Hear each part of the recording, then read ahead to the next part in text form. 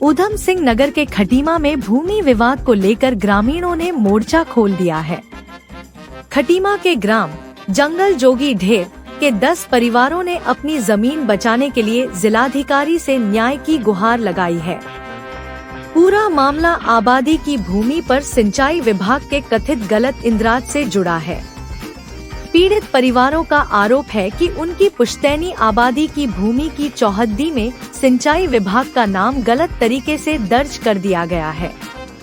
ग्रामीणों का कहना है कि पूरी जमीन असल में आबादी क्षेत्र की है, लेकिन अब सिंचाई विभाग के कर्मचारी इस जमीन पर जबरन तारबाड़ और चहारदीवारी बनाने की कोशिश कर रहे हैं।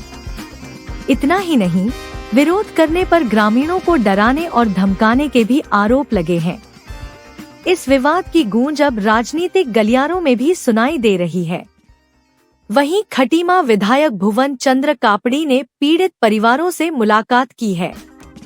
विधायक कापड़ी ने पीड़ित ग्रामीणों को सांत्वना देते हुए हर संभव मदद का भरोसा दिलाया है। उन्होंने साफ किया है कि जनता के अधिकारों के साथ कोई समझौता नहीं होने दिया जाएगा। वहीं मामला प्रशासन के संज्ञान में आने के बाद एसडीएम खटीमा तुषार सैनी ने इस पूरे प्रकरण पर स्थिति स्पष्ट की है। उन्होंने कहा है कि उत्तर प्रदेश सिंचाई विभाग और उत्तराखंड के राजस्व दस्तावेजों की गहन जांच की जा रही है। जांच पूरी होते ही इस सीमा विवाद को जल्द से जल्द सुलझा लिया जाएगा। अब देखना होगा कि प्रशासन की जांच में क्या सच सामने आता है और क्या इन 10 परिवारों को उनकी जमीन का मालिकाना हक वापस मिल पाता है।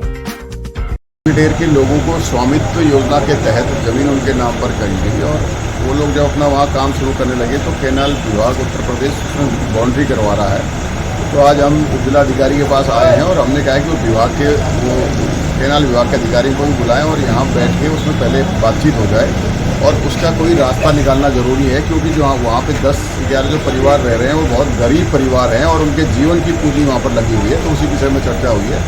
जल्दी ही जो है कैनाल विभाग के अधिकारी को बुलाकर उसमें बातचीत करके रास्ता निकालेंगे। ये जो 12 परिवार हैं इनके यहाँ बाउंड्री करी जा रही है, इसको देखने के लिए मैं खुद भी जाऊँगा और जिलाधिकारी भी जाएंगे और विधायक गोपाल सिंह राणा जी जो वहाँ से विधायक हैं वो भी जाएंगे। उसके अलावा कैनाल के अधिकारी को बुलाएंगे और ये निश्चित हुआ है कि साथ बैठकर उसमें कोई रास्ता निकाला जाएगा और जिन लोगों को स्वामित्व का अधिकार दिया है सरकार ने उनके साथ अहित नहीं होने दिया जाएगा।